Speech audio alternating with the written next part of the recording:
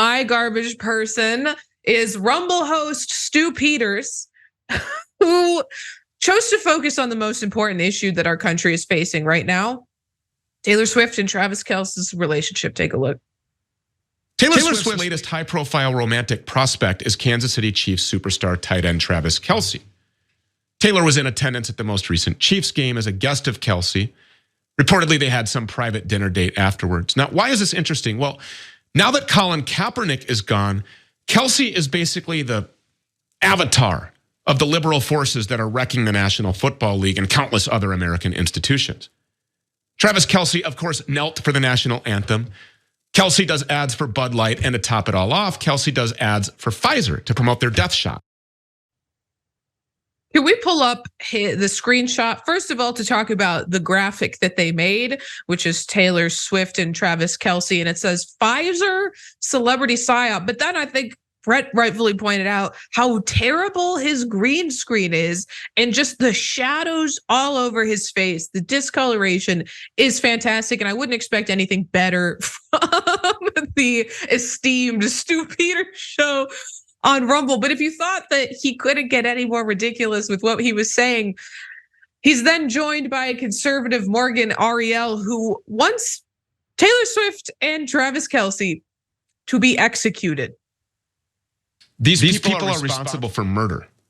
They're actually selling their souls and knowingly killing children with a DOD manufactured, US government owned and deployed weapon of biowarfare. I mean, these people should be held to serious account.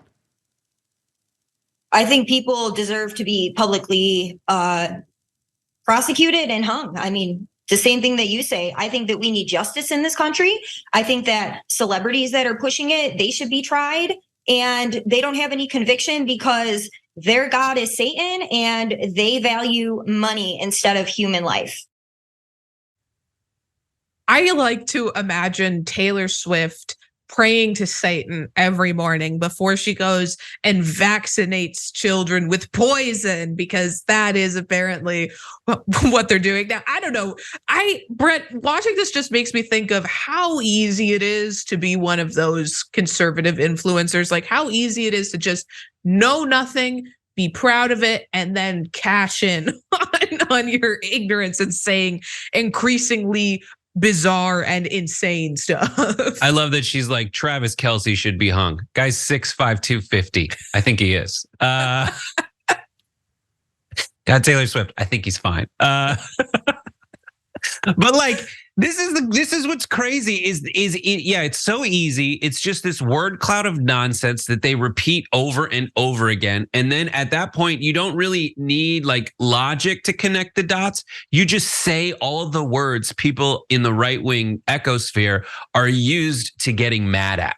Mm-hmm. Like they know that when you say Bud Light, you're supposed to get mad. They know, and the thing is, like they used to think you hear Taylor Swift and then you like it, but now they've been told that they can't enjoy the things that they should be able to enjoy, and that's what's so depraved. That's one of the things that's so depraved about it is the job of right wingers who have for the last few years tried to say that the left wing is like the killjoy weirdos in the world.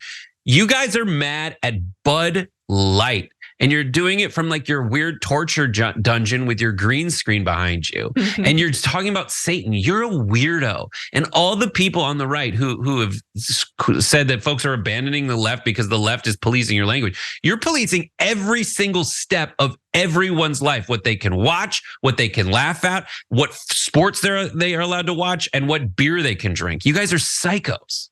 Well, Brett, my retort to that would be that you just sound like a Taylor Swift listening, Bud Light drinking, pronouns having vaccinated person, is when you say things like that make sense and are reasonable. It's true. I am all those things, to be honest. Look what you made me do. Okay, let's talk about who all of your garbage person of the week was this week. And your garbage person of the week was a lot of people, actually. The House GOP for pushing the United States closer to a government shutdown. Coming in a not close second was Trump for threatening revenge on media outlets. Just one of the things he threatened revenge on this last week. Tim Scott for saying union work strikers should be fired. Tim Scott got so much time and attention in the debate. It was awesome. It was so bizarre. After him is Bob Menendez for not stepping down amid bribery charges. He's too busy swimming in his Scrooge McDuck pools of Egyptian gold.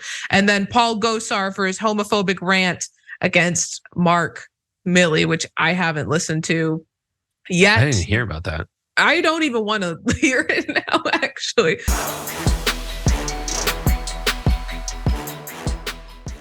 Check out the Damage Report podcast each day, wherever you get your podcasts, whether Pocket Casts or Stitcher or iTunes.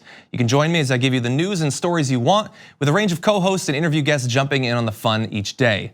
Again, that's the Damage Report, wherever you get your podcasts. And if you get them at iTunes, don't forget to rate and review. Sometimes I'll read them live on the show.